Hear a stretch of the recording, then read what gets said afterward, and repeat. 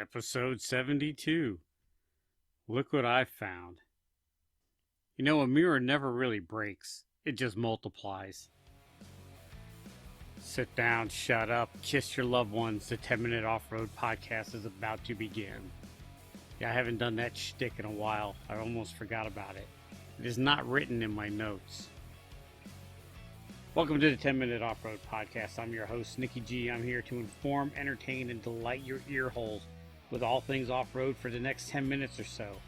Why 10 minutes?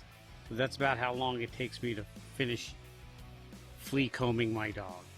Yeah, I know they're getting lame. That one's not even funny. I gotta come up with more shtick. Maybe I should prepare for this more.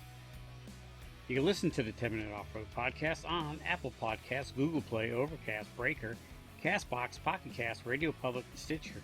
Let me know if you heard of any of those, other than Apple Podcast and Google Play, and maybe Stitcher. You can contact the 10-minute off-road podcast at 10minuteoffroad@gmail.com. That's 10minuteoffroad@gmail.com. Leave a comment on one of the many social media platforms that I just really don't care about. I'm not a big social media guy. You know, I tried. I really did give the social media thing a try. It sucks. Social media is not for me. I am in the market for a social media manager. I guess ever since my daughter went off to college, I lost that. Speaking of social media, you can follow the 10-Minute Off-Road Podcast on Instagram, Twitter, Facebook, and YouTube, but never TikTok. TikTok is a tool of the devil. And I promise you, I will not follow you back on any of those social media platforms. The best way to follow us on social media is through YouTube at my Nick G YouTube channel, or the 10-Minute Off-Road Podcast channel, or the 10-Minute Off-Road Podcast channel.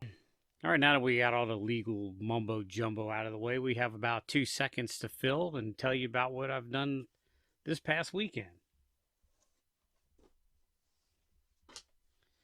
This past week, the wife and I decided to take a 2-day retreat up into the Smoky Mountains and stayed at a bed and breakfast.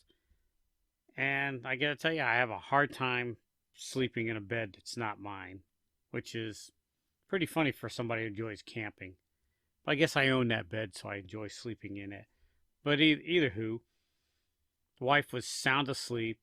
I was up, couldn't really sleep. So what did I do when I have a lot of time on my hands to kill? I started looking at Topo Maps and searching where I'm at. And on the way home, between where we were and home, with a slight detour, I found the Forest Service Road that wasn't, there was a bunch of Forest Service roads I could have explored, but there was one that looked promising that wasn't too far out of the way.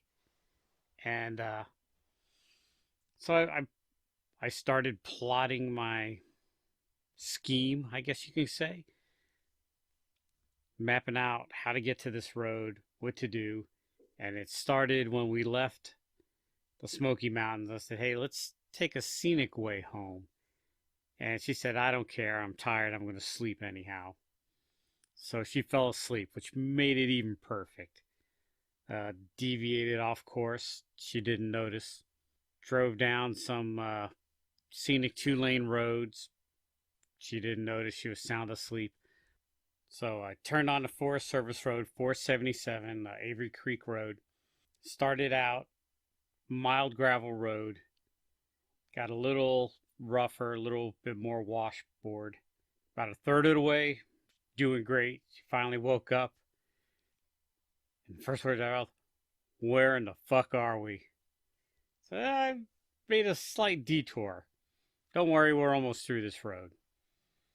And I gotta tell you, Forest Service Road 477, I enjoyed it. You start off winding down a mountain. Really not a whole lot to see. It's the dead of winter, so there's no foliage, so you catch a good glimpse every once in a while.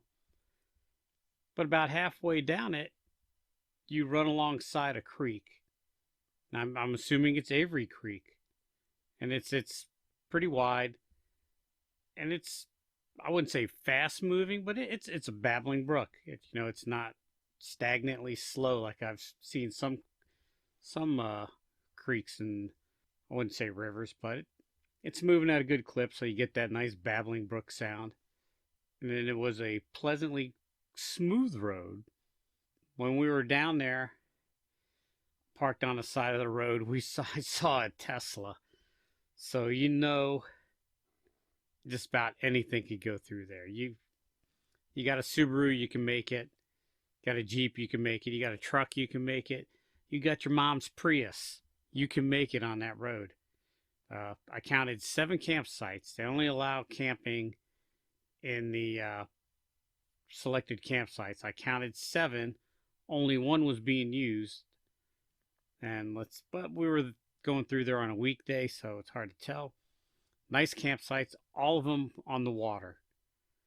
All of them had nice fire rings. They had a hook to hang a lantern. They were big enough for about 2 vehicles, maybe 2 or 3 vehicles, but they're grouped in together. Like there's a campsite, and right next to it's another campsite, so you could fit 4 people, maybe 5 or 6 vehicles if you rooftop tent. If you ground camp, then you have even more possibilities. The downside to it is they're pretty close off the road, not right on the road, but they're 25, 30 feet off the road. So, you might have traffic going by. Maybe, who knows? They did have signs up at every campsite warning people to take bear precautions. Of course, it's in the mountains. There's bears. But also a big sign advising you not to do dumbassery. The sign said, and I'm paraphrasing,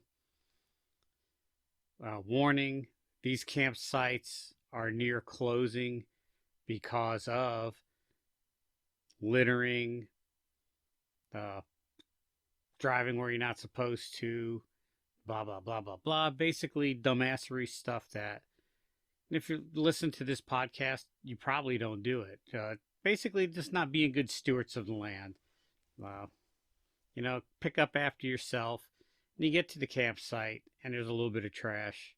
I know it sucks, but pick up after other people, too. It's a shame you have to, but the end result is these places are going to get closed. There are environmental wackos out there dying to get these places closed. Why? I don't know. You figure they would want you out enjoying nature. Every year in North Carolina, they close a trail or a road. We had a road called Richland Road. It was a nice, beautiful trail. Everybody knew to four-wheeling, cut their teeth on it. It was a good trail. It closed. Old House Gap Road. Very fun road. It was a road, but it was unmaintained, so it had some ruts and some technical stuff to it. Nothing too bad, but it was a good road. It closed because we must protect the trout species that's growing in Wilson Creek, and the runoff from the vehicles is affecting the trout population. Although the vehicles are a good few hundred feet from the creek, and let's face it, there's not a whole lot of runoff from these vehicles. Further up the creek is, I won't say poor people, impoverished people living in filth and squalor, almost like a third world country, in trailer parks and stuff, right on the water. That's not affecting the trout population. My Jeep going down this road once or twice a year. That's killing the trout. So anyhow, back to the original point. We got to do what we can to protect these places. And that was not the purpose of this podcast. The purpose of the podcast was to tell you about Forest Road 477 Avrey Creek, which I enjoyed. It was a very nice road. Off the top of my head, I can't remember where it's at. I'll have to pull it up on Guy, which I really didn't prepare for this. But it was in between Hendersonville and Waynesville. So in between them and just like slightly south. So on 215, just south of where it crosses the Blue Ridge Parkway, you'll see 477 Avrey Road. It's not a very long road. I'd say it's probably about 12 miles long. Very pleasant, very smooth, enjoyable. Quite a bit of scenery to see. I enjoyed it. If you're into fishing, I'd definitely grab the pole and a fishing license and head out that way.